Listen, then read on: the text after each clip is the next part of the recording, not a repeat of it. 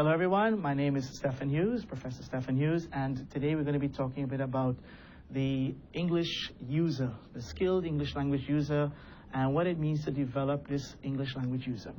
I thought it would be more interesting to use the term language user as opposed to teacher, translator, interpreter, and so on, for the simple reason that there are so many professionals nowadays that use the language and need to use the language in diverse forms, diverse manners. So the focus here is to look a bit at how we can help these professionals who need to use English, and it's not something related only to education, as we can see that there's a growing number of professionals that need to have some kind of knowledge, working knowledge, or a solid knowledge of the use of the language and know how to apply it to their work situations. So we're going to look at basically what it means to develop the language user and how we can define who this language user is, the needs, and what expectations these users have when they take a course. So in your case, probably you may be a teacher, maybe a translator, you may be an interpreter, proofreader, etc. We're speaking to you. We're talking to you here. We want to make you understand what it means and the importance of knowing how you can actually develop yourself as a language user. So when we think about that, I'm going to be using the principle that is based on David Graddle's idea of proficiency. Because for many years we have separated the speakers of English into native speakers or native users of the language as opposed to non-native foreign language speakers, second language speakers, and so on. But what we are seeing today is, due to the globalized nature of English and the fact that English has become a lingua franca, meaning it is used for the most diverse, let's say, purposes, and used not just by native speakers, but most of the times the exchanges around the world in English takes place between non-native speakers. So we're talking about Brazilians with Germans, Brazilians with Japanese, Italian, etc. And of course, the effects that each of these speakers, their native tongue, their mother language has on the way they speak English is also going to impact on these interchanges or these interactions. So based on that, we're looking at Graddle's idea of proficiency and what it means to be a very good language user today, right? So forget the idea about native speaker, non-native speaker. Of course, that is going to continue. The people that are going to be born into these countries where they speak the language. But today, when we think about the need for English as communication, we are not seeing it, dividing it now in terms of native or non-native. What we're seeing is the idea of intelligibility, the idea of students or people being able to make themselves understood and understand other people. So that would vary, and that would not necessarily be limited just to non-native speakers. It can even be opened up to native speakers who have to deal with other native speakers from different regions. So with that in mind, what is most important, of course, is your proficiency. How well you can use the language in specific contexts, and of course, making yourself not just understood, but getting, let's say, being accurate, being socially acceptable. So it's not just about grammar. It's not just about knowing all the vocabulary. It is about making your language or accommodating your language to the context that is, let's say, underway or what is required for that situation. So again, we want to look basically at that idea of the proficiency, the user being, the more proficient you are, of course, then you're closer to the big, let's say, the core of these speakers, right? And further out, of course, then you would use English maybe in more limited situations. And of course, how we use English, we can use it for speaking, for reading, for writing.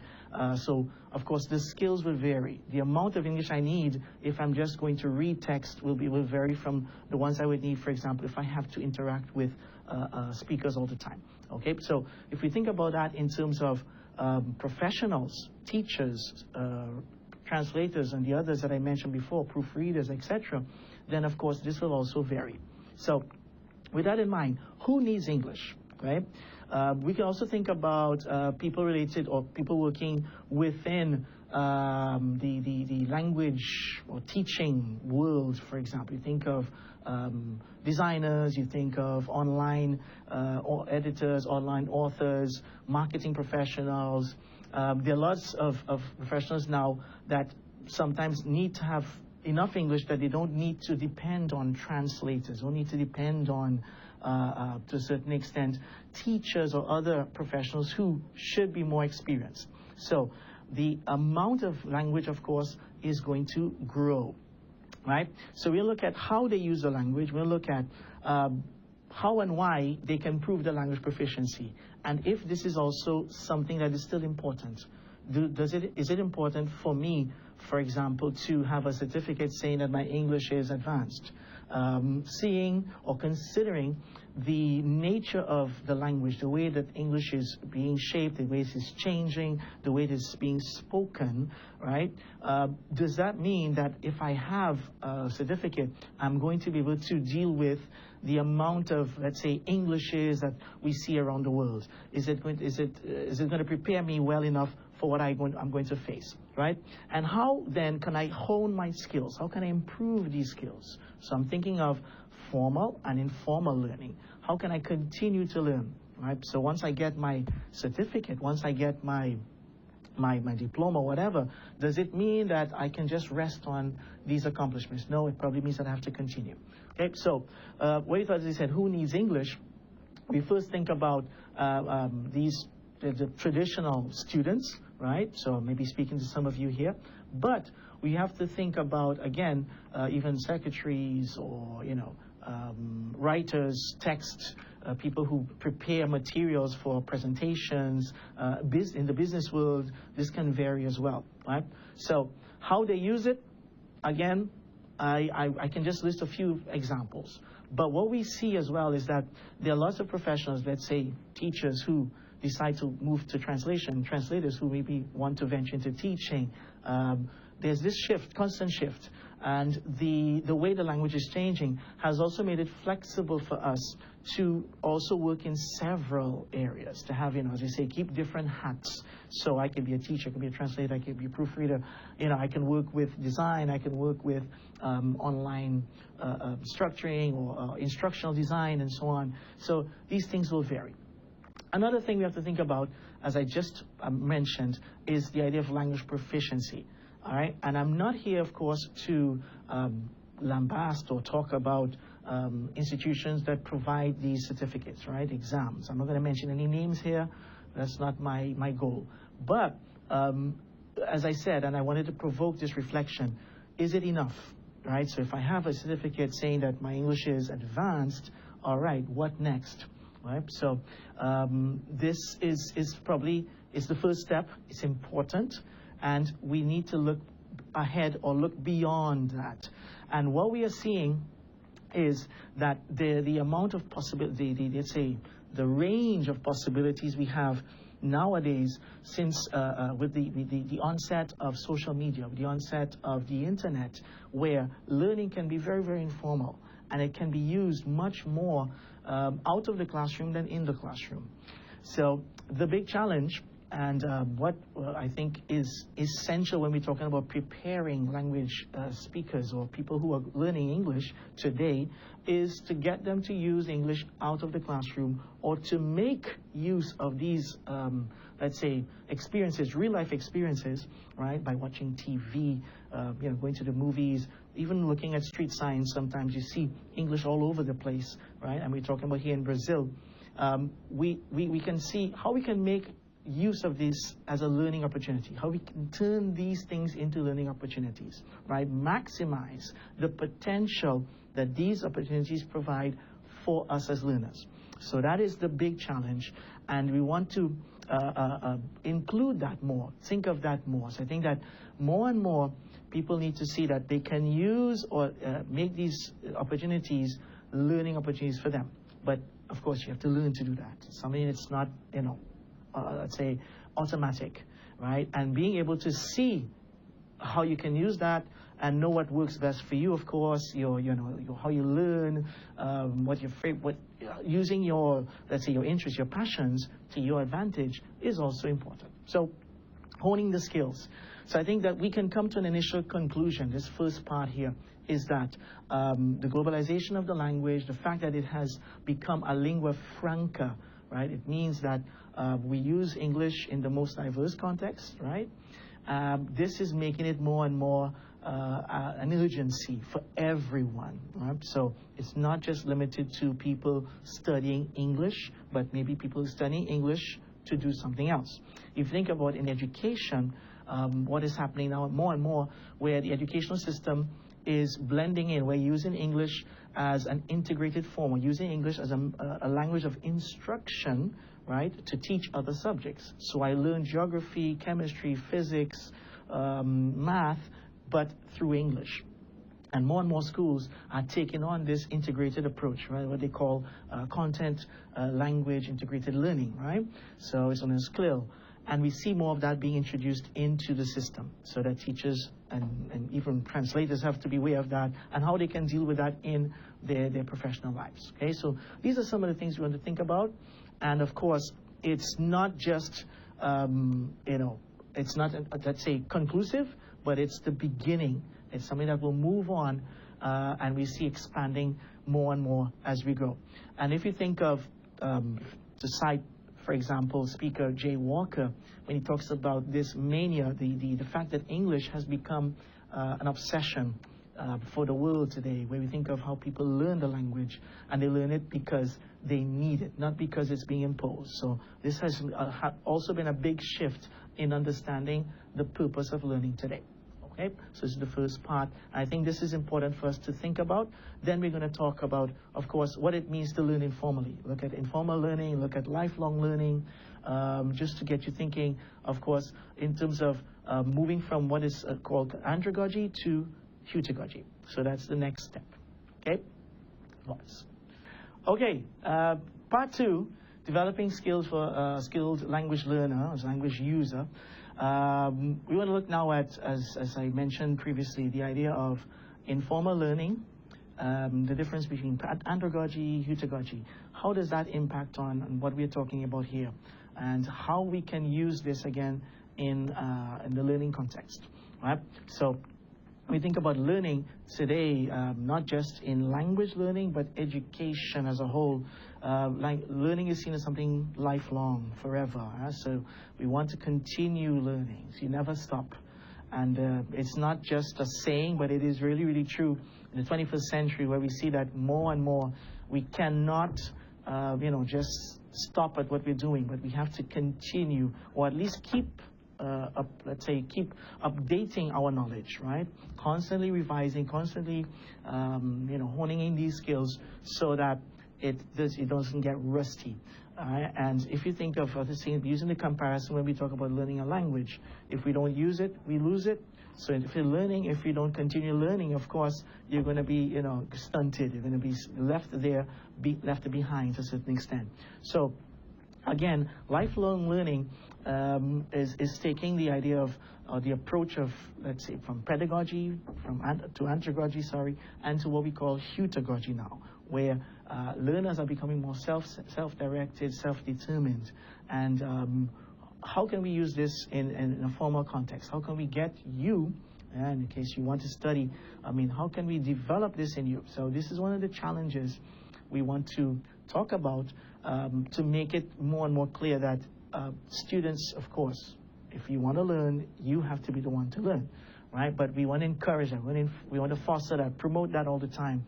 So making it easy for you to constantly go back and see that you can work on your own. We're talking about autonomous learning, independent learning. There are many names for the same thing, but we want to make this very clear in this second part here of these differences and how we can actually develop that. Okay? And of course, looking again at informal learning. So looking at what happens in social media, look what happens on the internet, and how this is actually seeping in, if we allow it, of course, if we allow it informal learning, if we allow that to take place, how can we make this something at the same time not formalize it, because then it loses its let's say its originality, its creativity, right? And it stifles, I think, the learning. But how can we blend it in so that we use it to our advantage, right? So how do we develop this skill learning? As I said, if you think about education over the years, we are looking at the time, what we have before us in terms of the society we live in today. Educational system, century ago, even 50 years ago, they don't fit what we need today, right? So we're looking at learners that need to, of course, have some guidance. The teacher's still going to be there, teachers, professors, whoever. They're going to be there to guide. So we're thinking of learning as coaching, not learning as top-down instruction, where I tell you and you have to take it as, let's say, definitive. But where there's encouragement, there's a constant co-construction of this knowledge, right? And it's not only top-down, but it's much more lateral rather than, vertical, or we say it's horizontal. So we are horizontalizing learning, not verticalizing anymore. At least this is what we aim to do, right? So as I said, if you think about the transition that we have had in terms of learning, right? And we talk about the word I mentioned before, heutagogy, right? It is basically getting students to become more and more self-determined, right? Self-driven, right? So that you may say, but you're not going to need the teacher? Yes, we're going to continue using the teacher. Is still going to be a central part, I think, of the process.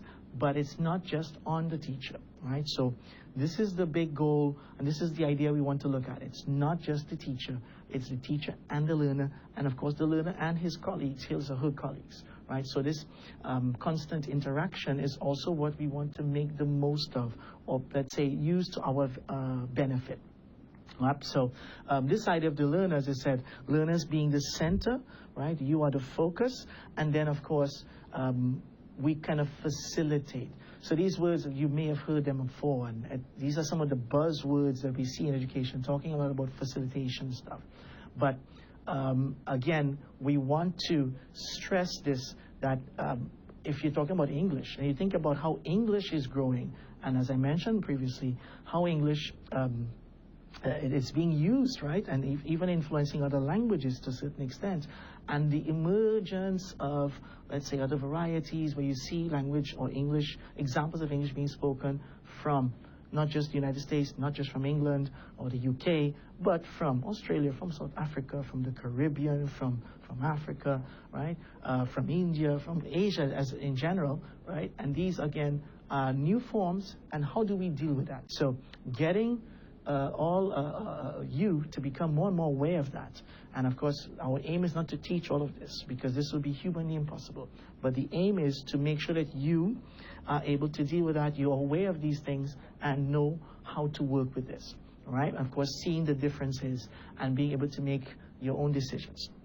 So with that in mind, if you think about Dewey, John Dewey, when, of course, Dewey was not here when we had, when social media came about, the internet came about. But he talks a lot about the iterative cycle of learning.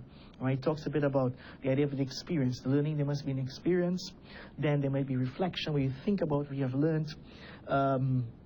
You, of course, make some conclusions of this from this learning experience. And then, of course, you experiment again to see or to test your hypotheses. Right? And I think the best place where this happens naturally, of course, is the internet and social media. Right? If you think of, again, using these tools, using technological tools, digital resources in the classroom will help, I think, to make these things more and more possible. So our goal in developing the user is not just getting to use it because it's hip, because it's what everybody's doing, but to use it in a very natural way. As we say, the idea of making technology invisible. Right? Invisible, because I'm not, the same way I pick up a book and read, I'm just going to pick up maybe my cell phone and maybe use an app. So it's not going to be something that is going to require, let's say, a lot of effort from my part, or something that I need to also learn in order to do. But I already do it naturally, so It's just a part of the process. Okay, so we're thinking about these things, and Dewey, when he talks about his cycle, again, as I mentioned, I think if you make the parallel with what happens in social media, that is exactly it. So when we learn, and especially when we start learning, and lots of times, what is great about this, because this happens from the students. So if I have a group, if I have friends, I connect with them on Facebook, or I connect with them on Twitter, wherever, and I ask questions about what we are studying. I don't need a teacher to tell me to do that. So why not get this? Why not encourage this even more? So this is what we're going to be doing, right? So this is the most important thing. I want to, let's say, bring this second part to a close. So again, the idea of informal learning, right? It's social. It's let's say spontaneous, right? And also it reflects a bit what we're going to talk about in the next part, which is about how learning is chaotic, but also vibrant, right? So we're looking at the idea of complexity of learning, the ecological nature of learning, and the fractal idea of learning, right? So how we can bring these things together and help you use your English to the maximum. Right? So that's going to be in part 3. Get ready for part 3. Okay, so part 3 and final part of it, of what we talked about, our topic being developing skilled language users, right? So again, we want to round this off, right? A series of discussions here, and what it means to be a skilled language user. So I'm not talking just to you, the teacher, you, the translator, you, the proofreader, but let's say, do you use English in your say, workplace, right? Do you use English extensively, right? For work, for your professional goals and so on, then I'm talking to you, right? So we want to look again at how this works, and also thinking a bit about the theory behind learning, what actually happens with learning, the nature of learning, and then again see how this can actually be applied. Right? So when we think about learning, we think about 3 things again. We think about the ecological approach to learning. These are some ideas, of course, they're not necessarily new. These are things that have been around, and the theory has been around for some time, right? But their names may differ sometimes. But here we're talking about this idea of ecological approach to learning, right? Where this learning takes place in an environment. So it's not just the content, but we also have to look at the environment that is, let's say, involved, and how we interact with the environment and with the people in this environment, and what comes out of this interaction, of course, is also important. What emerges is also important.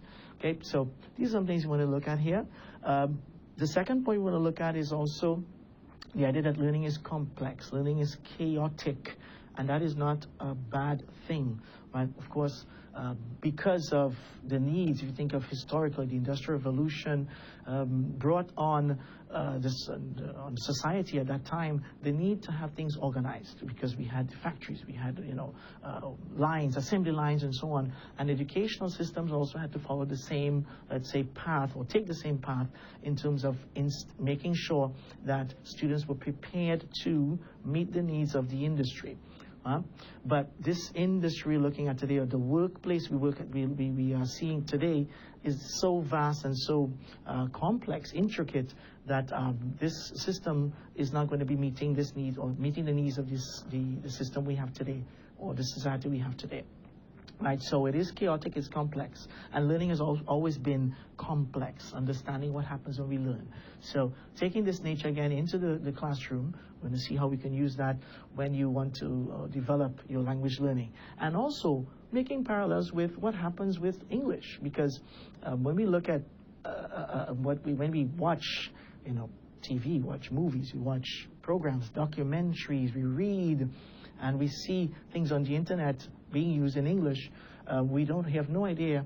Most of the times we have no idea, not say 100% of the times, but most of the times we don't have any idea who the speaker is, if he's native, not native, their background in terms of their linguistic background. So this is also something that is going to be relevant, but we have to look at what happens when they use the language and how we're going to deal with this. So being aware of these things is also important. And the third, and last but not least, is the idea of the fractal approach to learning, where it is, bits and pieces coming together. So it also ties in the idea of being chaotic, and complex. But it deals with the idea of self-organization, right? And we think about heutagogy that I mentioned to you before, right? Then it also has to do with self-organization. How do we organize, and how does language organize itself, right?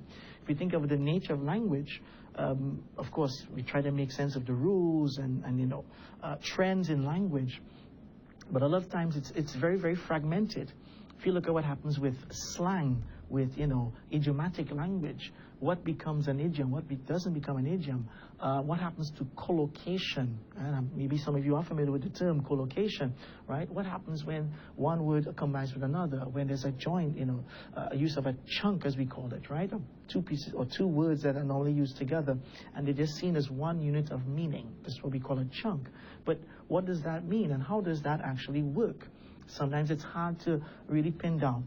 So that is also chaotic. And that shows us that language, it takes different shapes and sizes, right? And this is representative, as I said, of what happens in slang. So we have to look at these possibilities. And how do we take stock? So when we learn slang, when we learn idioms, how can we continue to learn them? When we learn phrasal verbs in English, for example, one area that is constantly growing, how do we take stock of phrasal verbs? So these are some important things to remember. Okay? So I think, in terms of the ecological approach to language, as I said, we have to think about the quality of this environment, right? What comes out of it. And the quality is not just, again, from the teacher. It's from this interaction that takes place between teacher, students. Right? What comes out of that? We think of the actual activity that takes place in this ecology, in this system. It is, again, not something teacher-oriented or, let's say, started by the teacher. It can be something that takes place for that. And it allows for students to also contribute.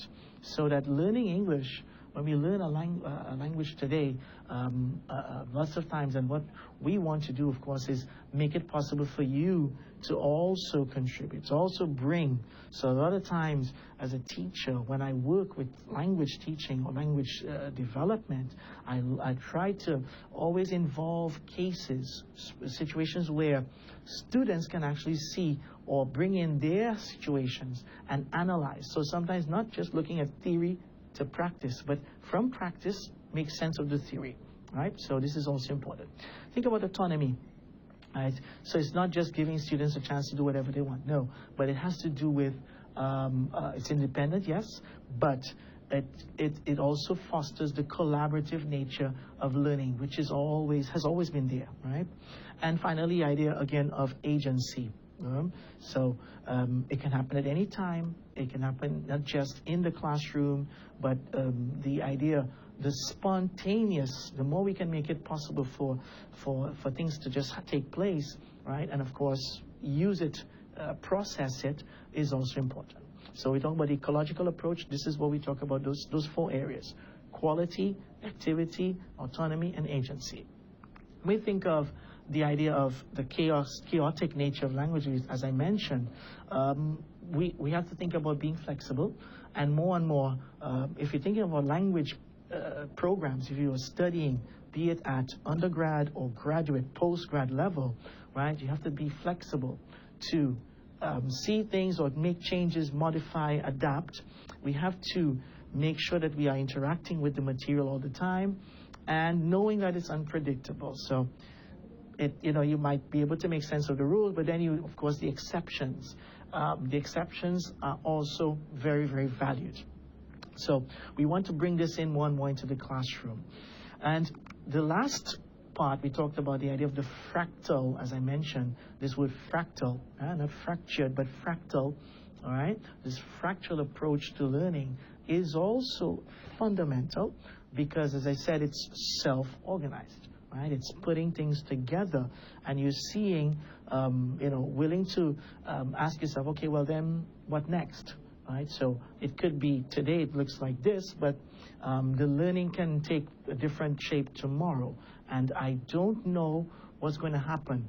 And if we look at what happens again with English, that's why we have to think about the English language user. Forget the idea of native, forget the idea of non-native, forget the idea of, proficiency, of course. Proficiency is important. having language certification is also important, but it's not enough. It's not enough for us to deal with the immense, let's say, the sea of possibilities we have there of what happens with English. And again, we don't know what's happened, so we have to be able to prepare. We have to be prepared for this unpredictability and the way it can be constantly designed. So you may have one shape, but it can take different shapes. The same shape, it can be redesigned, reanalyzed, and rethought. Okay, so these are some important, very, very important points that I want us to consider, and we have to consider, and when we're talking about the language user. So, see, and I said here, not language speaker, not language, translator stuff, because translators, most of the times, they work with written, or let's say text or audio, but they don't have to actually speak. But if you're a teacher, of course, then you need to use the language with all four skills. If you are an interpreter, then you'd need to have your English, on top, be able to make sense of the things that happen, make sense of, why we say things the way we do, or also to see, based on these, let's say phenomena that sometimes take place, the phenomena, being able to predict new phenomena. So if that takes place, then we can look at that. I mentioned the other phrasal verbs. And if you look at what happens with phrasal verbs, they continue. Phrasal verbs are new ones are, let's say, morphed every day, right? They can become, the way language is structured, phrasal verbs can develop very, very easily, right? So these are things we have to, again, look at, blend into, and when we prepare you to become a language user, we don't want you to just, it's not going to stop here, but of course, give you the tools to continue doing this when you finish, when you go on to, higher heights. So that's it, I think. To round this off, this is what it's all about, being a language user in the 21st century, English language user in the 21st century. Thank you.